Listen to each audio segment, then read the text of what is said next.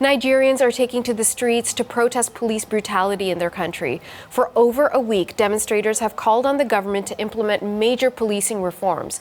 The protests were triggered by a police unit known as the Special Anti-Robbery Squad, otherwise known as SARS. Demonstrators say the SARS team has been responsible for beatings and even deaths against innocent people. At least 10 people have been killed in the protests at the hands of the police.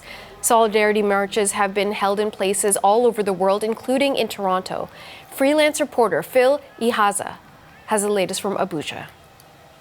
It all began after the country, Nigeria, celebrated its 60th independence. That's 60 years of independence on October 1st. A few days after, specifically on the 3rd of October, a tweet was shared by a Twitter user saying or reporting an incident in Delta State, that's in the southern part of the country, how that some police officials from the unit, the Special Anti-Robbery Squad, shot and left a young person, a young man, dead, on the streets of Delta. And although it took a few days and the police debunked that rumor saying that the young man wasn't shot, he actually fell off the van and he wasn't dead. But before that response came, thousands of people had retweeted the message. It looked like people were already angry at years of assault by the same unit and other units of the police force, and it became it became rampant. Everyone in the country and outside the country had mobilized support or solidarity march. They were already on the streets calling for an end to this particular unit, and of course for members of the unit to be prosecuted.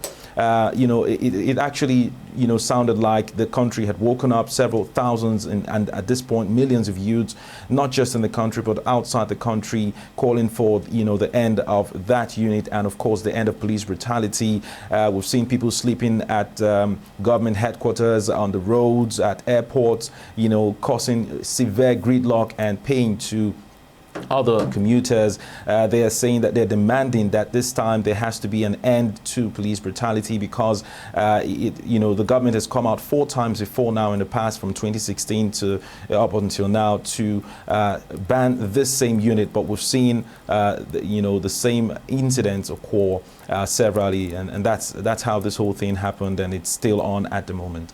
And what sort of response are you seeing from the government? Well, so far the government has responded. The presidency himself has also instructed, as well as the Inspector General of Police, a dissolution of that unit. They've also set up a new unit called SWAT, the Special Weapons and Tactical Unit. But the youths are saying, and thousands of protesters are saying, that that's a theoretical response. They need a more pragmatic response from the government, because this is not the first time, like I said earlier, that the government has come out to put an end to that unit. And they're saying, do not just make the statement, ensure that people are brought to book, the officers disbanded, arrested and prosecuted by law. But the government has also recently set up a justice panel in the 36 states and the Federal Capital Territory of Nigeria. They're saying that it will take time to meet all these demands, but the protesters are saying, you can actually do this, and until it is done, they will not leave the streets. They will not stop protesting and demanding for these things to be put in place, including compensating the victims of these heinous attacks. People have already posted quite a number of incidences, their own stories, not just in Nigeria but outside the country, with regards years of police brutality.